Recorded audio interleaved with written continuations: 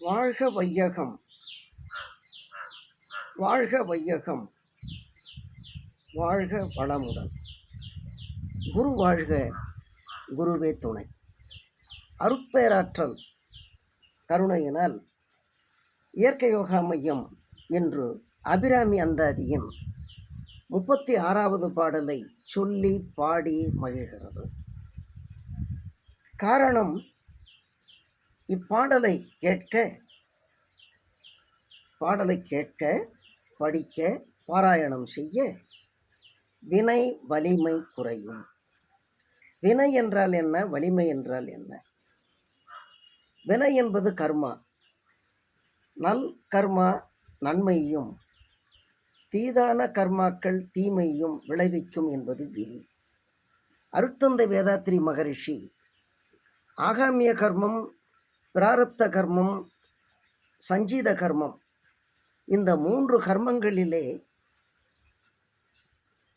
செய்த தீய வினைகளை மட்டும் போக்குவதற்கு, தீயவினை பதிவுகளை திருத்தி போக்கி தெளிவான அறிவின் விழிப்பில் நிலைத்து என்றும், துயவினை தேர்ந்தாற்று துன்பம் நீக்கும் தொழில்களையே கடமை என தேர்ந்து செய்து நேயமுடன் தொண்டாற்றி இன்பம் தூய்க்கும் நிறைவாழ்வம் நெறியதுவே யோகம் என்று குறிப்பிட்ட அவர்,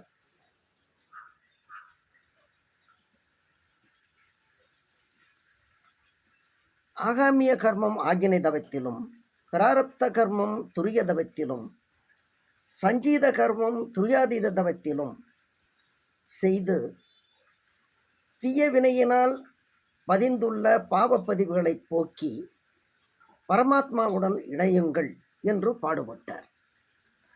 அந்த பலனை அபிராமி அந்தாதியின் இந்த 36வது பாடல் கொடுக்கும் என்பது உண்மை. பாடல்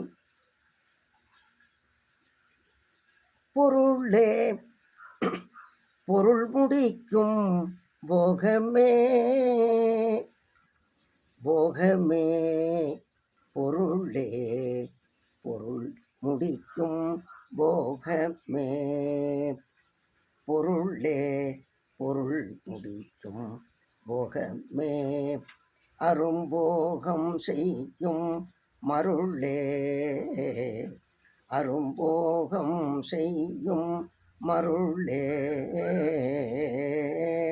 மருளில் வரும் தெருளே, என் மனத்து வஞ்சத்து இருள் ஏதும் இன்றி ஒளி வெளியாகி இருக்கும் ஒன்றன் அருள் ஏது அறிகின்றேன் அம்புயாதனத்து அம்பிகையே, பொருளே பொருள் முடிக்கும் போகமே, பொருளே பொருள் முடிக்கும் போகமே,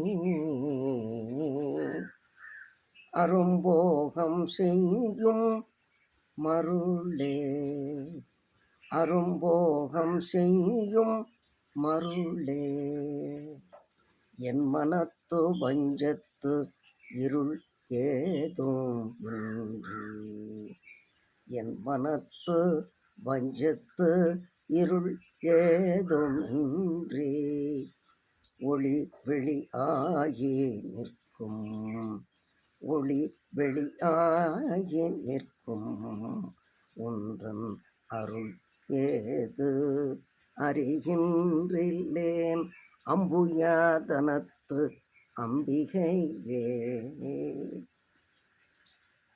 அருட்பேராற்றல் கருணைக்கு நன்றி. அபிராமி அந்தாதியின் இந்த 36வது பாடலை கேட்டு படித்து பாராயணம் செய்து வினை வலிமை குறைத்து தீய வினை பதிவுகளை போக்கி தெளிவான அருள்வெளியில் பரமாத்மாவுடன் கலப்பதற்கு தொண்டாற்றி இன்பம் காண்போம்.